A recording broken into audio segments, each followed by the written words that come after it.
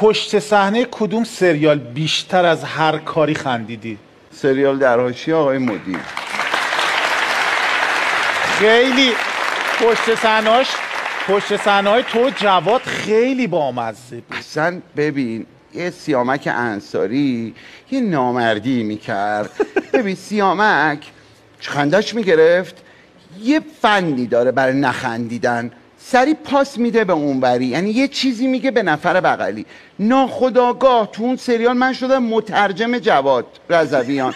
یعنی اون برای اینکه میخواست فرار کنه خنده، مثلا جواد میگفت که شطور شد، بعد سیان میگفت چی میگه آقا؟ ببین این که میگفت چی میگه خندهشو رد میکرد. و چی میگه؟ میگفتم ای نامرد، میگه چطور شد؟ میگم شطور شد. میگه چطور شد؟ میگه هشتیم های. همینو میخواستم بگم، یکی از بیشترین جایی که خندیدم سر هشتیم های. میگفت این جاسمه، رفتم پیش این جاسمه جاساس رفتم پیش این جاسمه یه دونه این کابلا اشتیهم های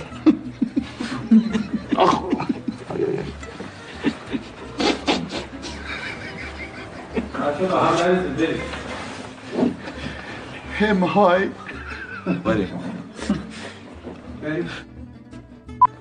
رفتم پیش این جاسمه یه دونه این کابلا اشتیهم های